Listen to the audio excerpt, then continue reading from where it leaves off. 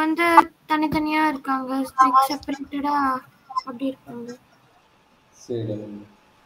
அப்போ கண்டினியூஸ்ல என்ன சொல்றீங்கன்னா கண்டினியூஸாக இருக்கிறது வந்து கண்டினியூஸ், இல்லைன்னா டிஸ்கண்டினியூஸ்.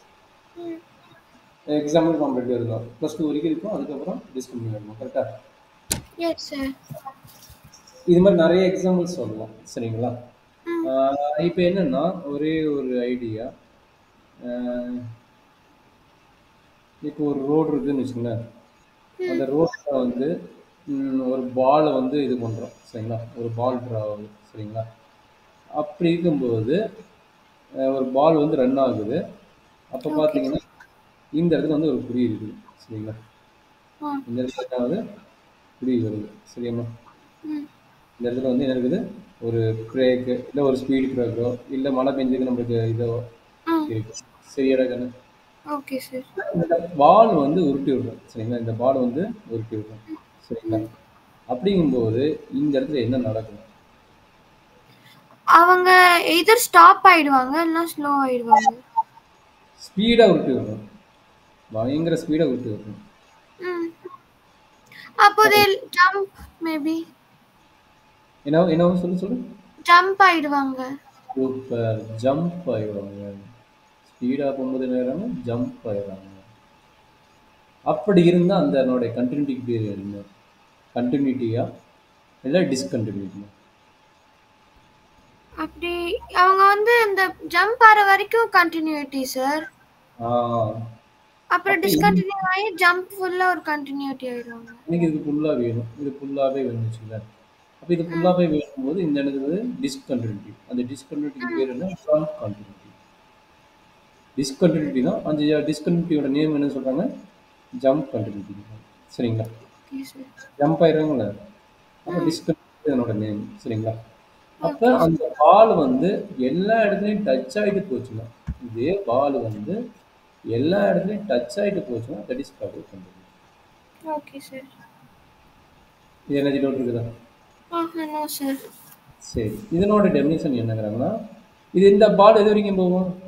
ஸ்பீடாக உருட்டுனா அந்த லிமிட் எங்கே இருக்குது? மேபி இது வரைக்கும் போது இங்கே போய் டச் ஆகும். டச் ஆகிட்டு திரும்ப டச் ஆகும். எஸ் அவ்வளோதான். சார். சரி, அப்போ இதுக்கு என்னங்கிறாங்க? லிமிட்டுங்கிறாங்க. Limit x tends to a f of x equal to f of ஏங்கிறாங்க. சரிங்களா? Okay sir. அப்போ இந்த எஃப் ஆஃப் ஏ எப்படி இருக்குங்க அப்படிங்கிறாங்கன்னா, கண்டிப்பாக ஃபைனைட்டாக இருக்குங்கிறாங்க. ஃபைனைட்டாக தெரியும், நாட் டிஃபைன் வரக்கூடாது, கண்டிப்பாக ஃபைனைட்டாக இருக்குங்க. ஸோ அப்படி இருந்ததுன்னா எஃப் இஸ் கண்டினியூஸ். இது ஒரு டெஃபினிஷன். 2-3 டெஃபினிஷன் இருக்குது. ஃபர்ஸ்ட் டெஃபினிஷன் இருக்குது. என்ன புரிஞ்சுக்கிட்டியா? டிஸ்கண்டினியூட்டினா என்ன புரிஞ்சுக்கிட்ட? அதே மாதிரி கண்டினியூட்டினா என்னன்னு புரிஞ்சுக்கிட்ட? சரியா? இது மட்டும் பிரச்சனையா? இது மட்டும் பிரச்சனை கிடையாது. உனக்கு கிரிக்கெட் கிரவுண்டு தெரியும், இல்லை ஃபுட்பால் கிரவுண்ட் தெரியுமா? ஒரு தெரியும். கிரவுண்ட், இது ஒரு கிரவுண்டுன்னு வச்சுக்கோ. இப்போ என்ன நடக்குது? சென்டர் பாயிண்ட், கரெக்டுங்களா? Yes centre sir. பாயிண்ட் அவனுக்கு இது இருக்கும். மேபி இதனோட டிஸ்டன்ஸ் மட்டும் உங்களுக்கு வேரி ஆகணும். பேட்ஸ்மேன் இங்கே நிற்கிறாங்கன்னா அந்த பால் பவுண்டரியோட டிஸ்டன்ஸ் நாலா பக்கம் வேரி ஆகும். கரெக்டுங்களா? ஆமா சார். லென்த் ரொம்ப லென்த் இருக்குது. எப்பவுமே ஸ்ட்ரெயிட் ஃபார்வர்டு வந்து இது லென்த் கம்மி அதிகமாக இருக்கும். கீப்பர் பக்கம் இதுதான் கீப்பர் பக்கம்னு வச்சுக்கோங்களேன். அப்போ இதனோட லென்த் மேக்ஸிமம் மினிமைஸ் ஆகும். கரெக்டுங்களா? Yes sir. எப்படிதான் இருந்துட்டு போகுது. பட் இதுதான் நம்மளுடைய பாயிண்ட்ஸ். கரெக்டுங்களா? இதனோட பாயிண்ட்ஸ் இதுக்கு இந்த பக்கம் மூவ் ஆச்சுன்னா that is called left continuity. Batsman இங்கே தான் இருக்கிறான். Batsman yes sir. போச்சுன்னா லெஃப்ட் கண்டினியூட்டி. அதே ஸ்ட்ரெயிட் ஃபார்வர்டு போச்சுன்னா இஸ் ரைட் கண்டினியூட்டி. சரிங்களா? ரெண்டோட வேவ்ஸ் சேமா இருக்குமா? ஒரு பேட்ஸ்மேன் பேட் வந்து இப்படி அடிக்கணும்னா ஸ்ட்ரெயிட்டாக தான் அடிக்கும். கரெக்டுங்களா? என்னோட வேவ்ஸ் மாறும். கரெக்டுங்களா? அப்போ இது எஸ் எது சார். பார்த்தாலும் சரி, இங்கே டச் ஆனால் என்ன கிடைக்கிறாங்க? அவனோட ஸ்கோர் எவ்வளவு? மேபி ஸ்ட்ரைட்டாக போச்சு, எங்கேயுமே டச் ஆகாமல் ஸ்ட்ரைட்டாக போச்சுன்னா 6 ரெண்டு 6. பக்கம். ஏன்னா உருண்டுட்டு போய் டச் ஆச்சுன்னா 4. கரெக்டுங்களா? Yes sir. இந்த பக்கம் equal value. That means what? Limit left continuity and right continuity. Left கண்டினியூட்டியோட நோட்டேஷன் என்ன சொல்றாங்கன்னா, a minus f of x equal to limit x tends to a plus right continuity, a plus x tends to a plus f of x equal to f of a ன்னு கிடைச்சதுன்னா is a continuous. புரியுதாமா? Left okay value sir. Right value ஈக்குவலாக இருந்ததுன்னா is a continuous. Suppose ஏதோ ஒரு value ஈக்குவலாக இல்லைன்னு வச்சுக்கோங்களேன், that is called a not continuous. சரிங்களா? அப்படி மீனிங் என்ன? Limit x tends to a plus f of x is not equal to limit x tends to a minus f of x is not equal to f of a. இது ஏதோ ஒரு condition satisfy ஆகணும் சரி, is called a discontinuous.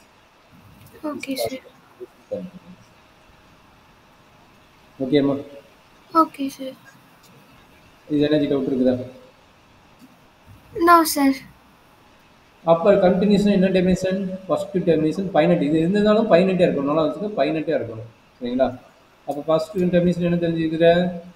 First definition x tends to a f of x equal to f of a. F of a பைனட்டாக இருந்தால் is a continuous. ரெண்டாவது definition என்ன தெரிஞ்சுக்கிறேன்? லெஃப்ட் டு கண்டினியூட்டியோ லெஃப்ட் லிமிட்டோ ரைட் லிமிட்டோ சேமாக இருந்துச்சுன்னா இஸ் கால்ட் கண்டினியூஸ். சரிங்களா? Okay, sir. This is a basic idea. Continuation basic definition and idea. Is there any Okay. doubt? No, sir. No.